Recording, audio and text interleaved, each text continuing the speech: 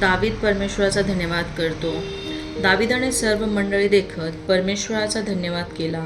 तो म्हणाला, हे परमेश्वरा, आमचा पिता इस्रायल याच्या देवा, तू सदा सर्व काळ धन्य आहेस. हे परमेश्वरा, महिमा, पराक्रम, शोभा, विजय व वैभव ही तुझीच.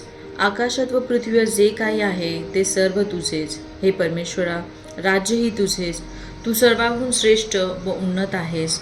धन व मान तुझपासूनच प्राप्त होतात व तू सर्वावर प्रभुत्व करीतोस. सामर्थ्य व पराक्रम तुझ्याच हाती आहेत. लोकास थोर करणे व सर्वात सामर्थ्य देणे हे तुझ्याच हाती आहे. तर आता आमच्या देवा, आम्ही तुझे आभार मानितो, तुझ्या प्रतापी नामाची स्तुती करीतो. आम्हास या प्रकारे स्वइच्छेने अर्पणेकरिता यावी असा मी कोण व माझे लोक तरी कोण? सर्व काही तुझ्यापासून प्राप्त होते. तुझ्याच हातून प्राप्त झालेले आम्ही तुला देत आहोत. आम्ही आपल्या सर्व पूर्वजाप्रमाणे तुझ्या समोर उपरी व परदेशी आहोत. या भूतलावरील आमचे दिवस छायेप्रमाणे असतात. आमची काही शाश्वती नाही. हे परमेश्वरा,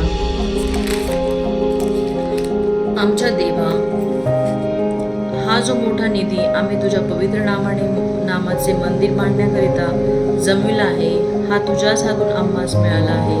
हा सर्व तुझाच आहे. माझ्या देवा, मला ठाऊक आहे की तुला हृदयाची पारख आहे. सरळता तुला पसंत आहे. मी तर आपल्या सर्व हृदयाने या सर्व वस्तू तुला आनंदाने समर्पिल्या आहेत. तुझे लोक जे येथे हजर आहेत त्यांनी स्वइच्छेने तुला अर्पणे केली आहे. हे पाहून मला मोठा आनंद वाटत आहे.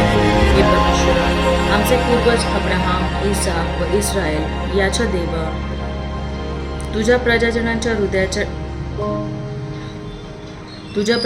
हृदयाच्या ठाई हे विचार व या कल्पना निरंतर वागतील व त्यांची मने तुझकडे नेहमी लागतील असे कर.